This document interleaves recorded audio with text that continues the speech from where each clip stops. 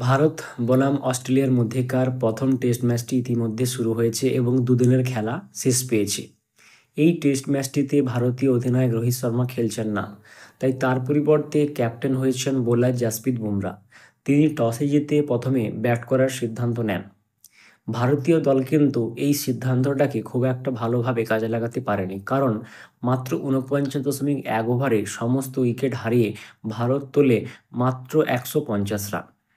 এই রানের পিছনে সবচেয়ে উল্লেখযোগ্য অবদান রেখেছেন দুইজন ব্যাটসম্যান। এক, নীতিশ রেড্ডি।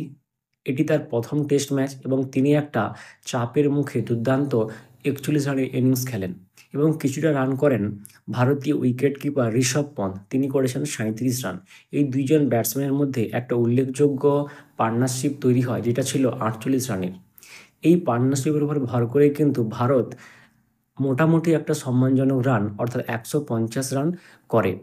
তো এই পরিস্থিতিতে অস্ট্রেলিয়া যখন তাদের দ্বিতীয় ইনিংস শুরু করছিল তখন খুব চিন্তা হচ্ছিল, কারণ এই অল্প রানের পুঁজি নিয়ে ভারত কখনোই পারবে না তাদেরকে এই রানের মধ্যে আটকে রাখতে। যদি অস্ট্রেলিয়া প্রথম ইনিংসে বেশ অনেকটা লিড নিয়ে নেয় তাহলে কিন্তু তারা খুব সহজেই এই ম্যাচটাতে জয়ের জন্য এগিয়ে যাবে। কিন্তু এখানে ভারতীয় পেস বোলাররা যেভাবে বল করেন, বিশেষ করে জাসপ্রীত বুমরা মাত্র ৩০ রান দিয়ে পাঁচখানা উইকেট তুলে নেন এবং অস্ট্রেলিয়ার সেরা ব্যাটসম্যান স্টিভেন স্মিথকে ০ রানে ফিরিয়ে দেন সাজঘরে। তাই এই দুর্দান্ত বোলিংয়ের ফলে কিন্তু অস্ট্রেলিয়া তাদের প্রথম ইনিংস শেষ করে মাত্র ১০৪ রানে, অর্থাৎ ভারত প্রথম ইনিংসে লিড পেয়ে যায় ৪৬ রানের। দ্বিতীয় দিনে ভারত কিন্তু দুর্দান্ত ব্যাট করেছে। দুইজন ওপেনিং ব্যাটসম্যান রাহুল এবং আরেকজন ওপেনিং ব্যাটসম্যান জয়সওয়াল দুর্দান্ত একটা রানের পার্টনারশিপ তৈরি করেছেন। দ্বিতীয় দিনের খেলার শেষে কিন্তু ভারতের স্কোর গিয়ে দাঁড়িয়েছে কোনো উইকেট না হারিয়ে ১৭২ রান, অর্থাৎ ভারত প্রায় লিড পেয়ে গেছে ১৭২ রান প্লাস ৪৬ রান। ২০০-র উপরে লিড কিন্তু ইতিমধ্যে হয়ে গিয়েছে। এখন দেখার বিষয় তৃতীয় দিনে ভারত কেমনভাবে ব্যাট করে এবং এই লিডটাকে কত দূর এগিয়ে নিয়ে যেতে পারে।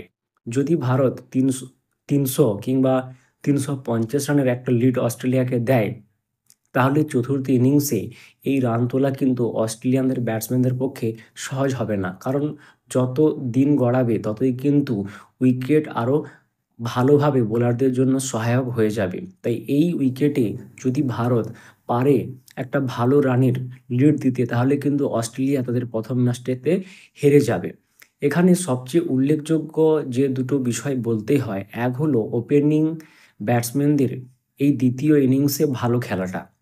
একটা সময় হচ্ছিল যখন কোনো না বাউন্ডারি পাচ্ছিল না দুইজন ব্যাটসম্যান রাহুল এবং জয়সওয়াল, তারা কিন্তু প্রায় ২৫ ওভার কোনো বাউন্ডারি না মেরেই কেবলমাত্র সিঙ্গেল রানের ওপর ভর করে রানটাকে নিয়ে যায় এবং তারপরে যখন কিছুটা সেট হয়ে যায় দুইজন ব্যাটসম্যান, তখন তারা কিন্তু ৪ এবং ৬ মেরে স্কোরটাকে দ্বিতীয় দিনের শেষে পৌঁছে দেয় ১৭২ রানে। আরেকটা বিষয়, ভারতীয় বোলার জাসপ্রীত বুমরা ৩০ রান দিয়ে পাঁচখানা উইকেট তুলে নেন। তার যে বল, সেটা কিন্তু অস্ট্রেলিয়ান ব্যাটসম্যানরা একদমই বুঝতে পারছিলেন না। এখন দেখার বিষয় যে ভারত কতটা রানের লিড পায় এবং অস্ট্রেলিয়া কি আদৌ সেই লিড তুলে জিততে পারে।